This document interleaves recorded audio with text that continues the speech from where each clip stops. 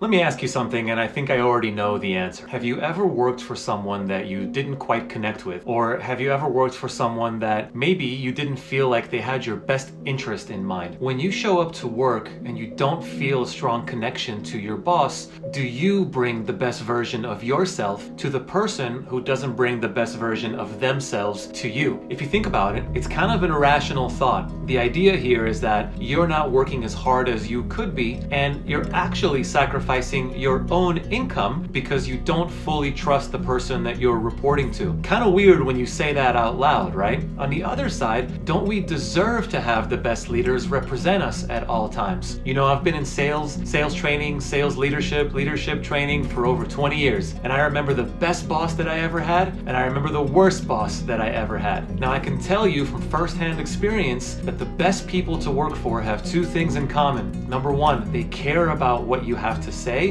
and they want to be a partner, specifically a thought partner to you. The other thing that the best bosses bring to the table is they get in the trenches.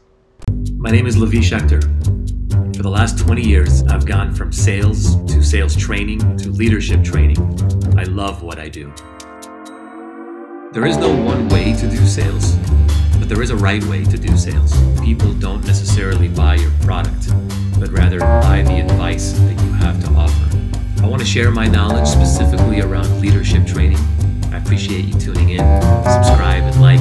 Let's get started. Thanks for tuning in. I appreciate it. This is the 5th in a 6-part series on creating a winning culture. We've talked about so many topics. Today's topic is specifically getting in the trenches. You're gonna love what you're about to hear. I encourage you not just to listen to these videos and watch these on YouTube, but to actually do some of these steps after you're finished watching. So number 1, we're gonna talk about something called skip level interviews. I'm very passionate about this. Number 2, do your people perceive you as someone who can do the job? And number 3, I'll show you how to actually get in the trenches and some specific day-by-day examples that you can take with you after you watch this video. Number 1, skip level interviews. This is something every director or VP or office head should be doing on a regular basis. It's exactly what it sounds like. It is the act of talking or interviewing or just soliciting feedback from people who are 2 levels below you. An example, if I'm a director of sales, I manage a group of managers and the managers manage a group of salespeople. As a director, I want to solicit feedback from the salespeople, and I want to ask them specifically what they find to be the best characteristics of the people they work for. After all the years of asking these questions, again, the number 1 thing that everybody has to say that's in common is something like, I love it when my boss gets in the trenches with me, or I love coming to work every day because I know that my boss has my best interest in mind. And the other piece of feedback that I get, which is really exciting, is I love coming to work and knowing that even if I skip a beat, my boss has my back and I can trust fall backwards and know that they'll catch me. That's the best piece of feedback that a leader can get from their people. If you're not getting that feedback, I'm going to show you ways to start getting it. Number 2, do your people perceive you as someone who can do the job? This is really interesting because you might not realize it, but most of us who have ever worked for someone, and especially those that work for us, may not see us as people who can actually do the job. It's kind of silly when you think about it, but if you think back to your teenage years, have you ever said this to your parents? You don't know what it's like to be a kid these days, when in fact they absolutely know what it's like to be a kid, and actually probably have some really great advice to give you if you just listen to them. But we do this thing where we perceive the people above us to have never had real life experience in the same thing that we're doing today, when chances are they're probably way better at it than we ever were. So people have told me this over the years and I've taken it to heart. There are 2 types of positions being filled by leaders these days. There's the person who's homegrown, which means that you have risen through the ranks. You are probably an all-star salesperson and you worked your way up to leadership. Then there's somebody who's brought in from the outside. The person brought in from the outside has a lot of leadership skills, but probably lacks the skills necessary to sell the product. They will learn it and the organization has faith in them. The person that's homegrown has a ton of experience in selling the product, but little to no experience in being a leader. Both have their sets of struggles, but the only one that comes with a pre-existing trust is the one that was homegrown, because the people that work for you probably perceive you as somebody who can do the job really well. With that said, that homegrown trust or that pre-existing trust will eventually fade fade away if you're not willing to get in the trenches literally all the time to continue to reprove yourself as someone who's unafraid to get in the trenches and unafraid to get their hands dirty. Now let's talk about how to get in the trenches. And this is where I would get a pen and pad and start writing these things down. I actually highly encourage that. So the first thing you should be doing, and actually this is the really easy part of it, is just offer yourself as a thought partner, as somebody who's willing to help. If you do something called a morning round with your team, it's literally just walking around desk by desk, a little bit of politicking, a little bit of handshaking and baby kissing, but I think it's a really crucial part to leadership to remind your people that you're there and just say something like, how can I support you today? My favorite statement to start the day. But here's the catch. You have to actually mean it. So if you say, how can I support you today? And someone says, can you actually help me with a couple of things that I've got on my book of business? If you do this for me, you'll be knocking out a lot of really important items off my to-do list and you'll be making a pretty big difference in my day. So go out and do those things. Again, if you ask the question, how can I help you? How can I support you?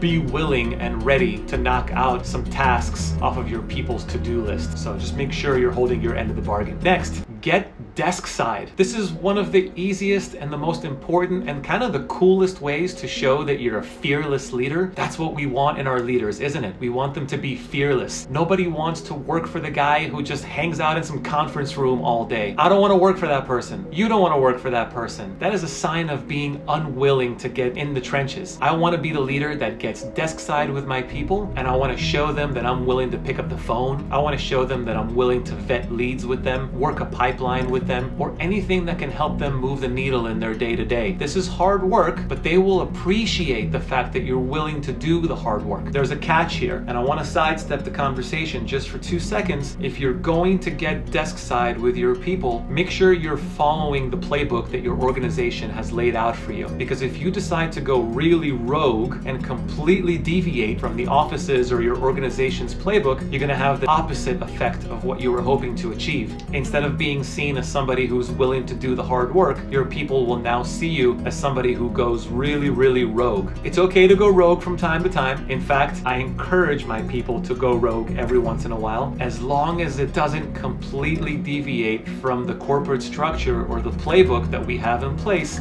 to make sure things work smoothly. By deviating from it, now your people see you as somebody who isn't following the system. And if you're not following the system, why should they? The other thing that you could do is something I like to call the behind the scenes work, or acts of service. If you've ever looked into a concept called the 5 love languages, you'll know that one of them is an act of service. It's my personal favorite love language. If you know me, then you know this is the way to my heart, but we're not going to talk about that right now. That's a whole other conversation. But an act of service, and I'll give you an example. Pretend for a moment that you have a rep on your team who is on a call and they have another appointment lined up for, we'll call it 1 o'clock in the afternoon. You're looking at your watch and it's 12:55 and you know that your rep is not anywhere near finishing the conversation that they're on. What do?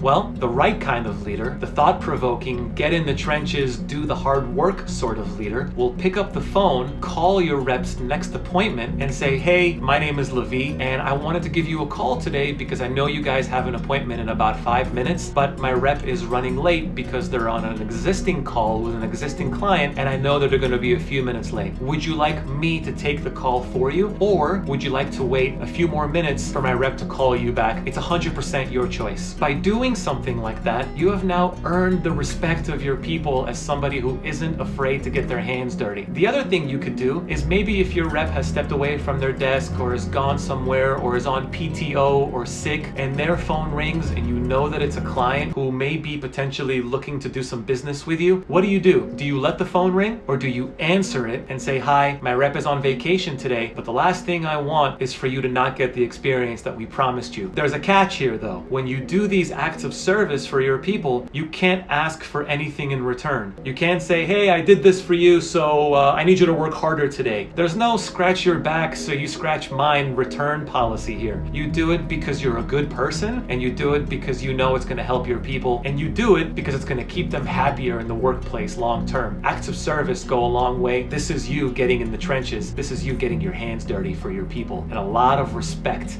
is going to come your way in return. Finally, the last topic I'll talk about is getting involved in the politics of work. So if you have a rep or a member on your team who's looking to get their next promotion, maybe you're a director and you have a manager on your team who's looking to get their next promotion, and so on, just keep climbing up that ladder. You can't just tell them, hey, keep doing a good job and we'll see what we can do for you next quarter or in 6 months. That's called dangling a carrot. That's called cheap leadership, and nobody really appreciates that. To get in the trenches, to get your hands dirty, means to find out the exact steps needed for the person that works for you to get the next promotion that they want. It may be realistic for them, it may be unrealistic for them, but if you don't get your hands dirty or in the trenches, then you'll never know what the exact steps are for them to get their next promotion. Write out an outline. This will take you a long time to do, but your reps appreciate you now because you're not afraid to do the hard work with them. You're not afraid to get in the trenches. I've said this term probably 100 times, but it's so impactful to write out a list that a person on your team can do to get their next promotion. They will appreciate you. This is the hardest part of leadership. It will require a lot of hard work, but think of it this way. Option number one, tell your person, do some things that are like really vague, like practice being more assertive, or practice being more likable, or practice this and that, which are just so vague. It's kind of like a basketball coach telling one of their athletes, go out there and try to shoot free throws better. You're not giving them the how. It takes a real leader to design a how for your people. It's a lot of hard work. Get in the trenches, get your hands dirty, and do some of the things that other people aren't willing to do. You will gain a level of respect that you never knew was possible, and your people will take a bullet for you. They will follow you everywhere they go because they know that if they fall backwards and do a trust fall, you will catch them.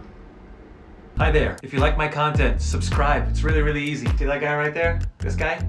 Click on his face. Hopefully you love my content. Hopefully you want more of it. The best compliment you could pay is to hit the like button, comment, and I promise to continue to put out good material for you.